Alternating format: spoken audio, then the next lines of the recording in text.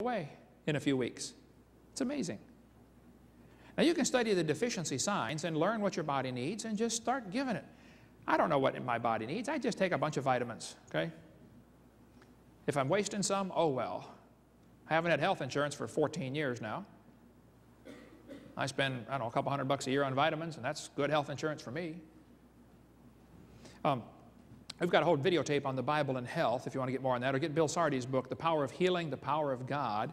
If you want a whole lot more, call Bill Sardi if you got questions on health.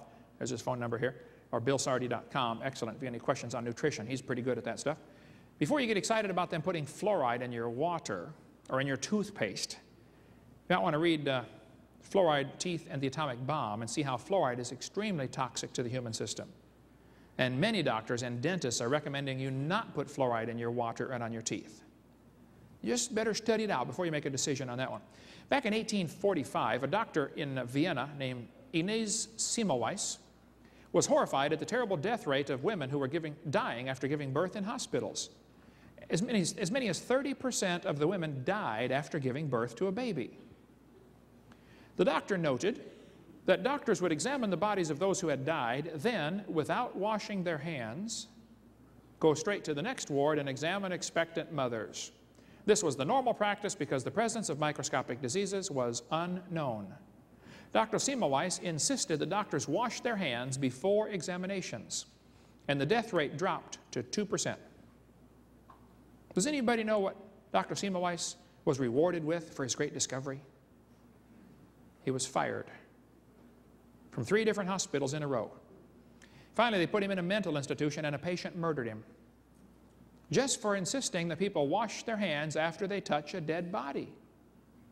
Well, the book of Leviticus has a whole bunch of stuff about that. I mean, that was like 3,000 years ago. God told them, when you touch a dead person, wash your hands. Didn't he? And here we got just 150 years ago, people still not believing God's word. The other philosophy of health and medicine is based upon creation, which says your body was designed by a creator, and he gave us the food supply to meet our needs. It's called nutrition therapy. Lots more on that on our videotape, The Bible and Health, if you want to get more. I think we should treat most diseases with vitamins, minerals, oils, things like that. Your body needs about 60 minerals, 16 vitamins, and 3 oils every day. If you don't get it, something's going to go wrong somewhere. The Bible says, to every beast of the field and every fowl of the air and everything that creeps on the earth I've given, wherein there is life, I've given every green herb. You know, before the flood came, the Bible says all the animals ate plants. You say, come on now, look at those teeth. That's a meat eater. No, that happens to be a panda bear. You say, now look at those teeth. That's definitely a meat eater. Look at them sharp teeth. No, that happens to be a fruit bat. And by the way, we're collecting skulls of different animals for our museum. We've got about 40 of them now. If any of you hunters shoot anything, please save the skull, dry it out, and send it to us. We'll take it, okay? If we get 2 of one, then we'll send it to somebody else to start a museum, okay? No problem. I'd like to get a fruit bat, though, for sure. Don't have one of those yet. People say, look at those teeth. Now, that's got to be a meat eater right there. No, that happens to be a vegetarian monkey. The Bible says everything was vegetarian before the flood came. Genesis 9, after the flood, God blessed Noah and said to the boys, go have a bunch of kids. Boy, they did too. Here we are. He said, and the fear of you and the dread of you shall be upon every beast of the earth. You know, the first change after the flood, animals became afraid of man. They weren't afraid before because nobody was going to shoot them and eat them. Second change after the flood, God said, every moving thing that liveth shall be meat for you. Now you can eat meat. And it's perfectly fine to eat meat, and I do. But it does cause a lot of suffering in the world. Animals have to suffer so we can eat. Paul said, for I reckon, that proves he's a southerner. He said, I reckon the sufferings of this present world, present time. Hey, is there suffering in the world today? Whew, man, a lot of it. Darwin said, I'm bewildered. I had no intention to write atheistically, but there seems to be so much misery in the world. Why would God make a world with suffering? Well, Charlie, God didn't make a world with suffering. God made a beautiful world and man wrecked it. But Darwin said in his book that suffering and death was how we get ahead. That's the way it's supposed to work, folks. The more suffering, the more death, the faster we get ahead. Boy, Adolf Hitler took that to an extreme, didn't he? See, God made a perfect world. Man wrecked it. When God got done, looked at it and said it was very good, that lions were not eating the zebras.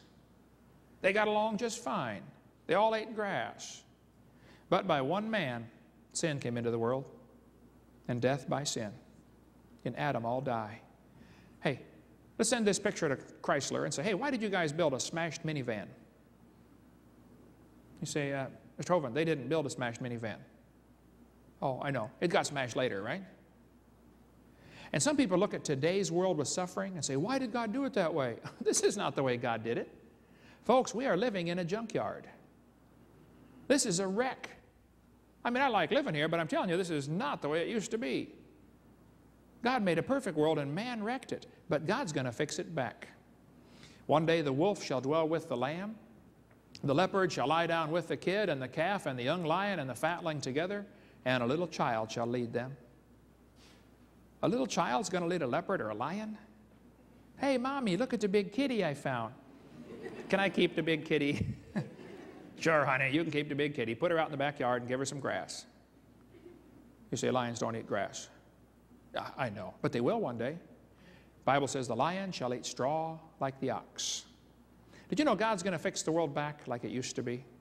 The child shall die 100 years old, Isaiah 65 tells us. I believe we're going to get to have our own pet dinosaurs. We're going to rule and reign with Christ for 1,000 years. The Bible says, right here, 1,000 years, rule and reign. That's going to be cool. And then He's going to make new heavens and a new earth.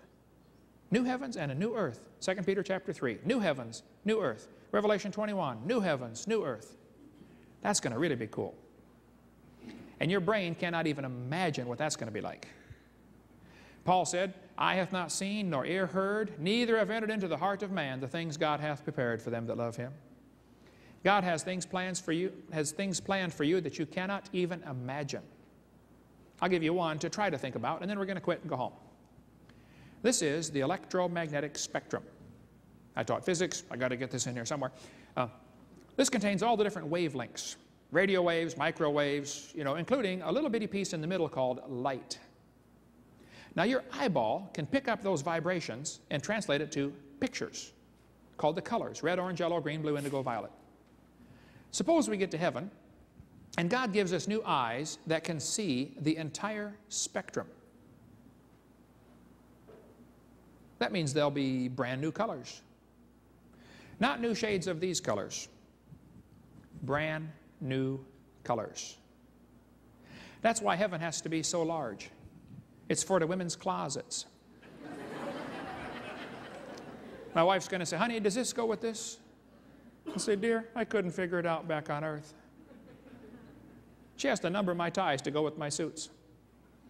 It's not that I'm colorblind. It's that I don't know what goes with what.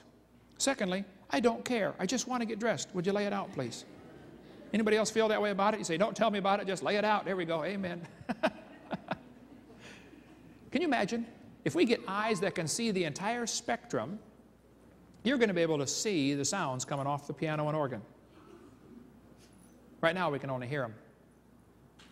What if you could see them? What if we get new ears that can hear the entire spectrum? What if you could hear the colors? Oh, wow. Or smell them? Yellow, love yellow. Or taste them? Blue, wow. Folks, we've only got 5 senses. Maybe there are more.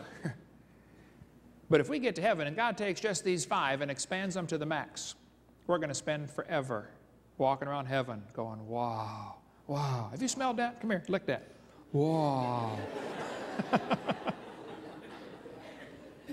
My first computer was an IBM XT8088, 4.77 megahertz. When you told it to load a program, you might as well go get lunch and open the mail and take a nap.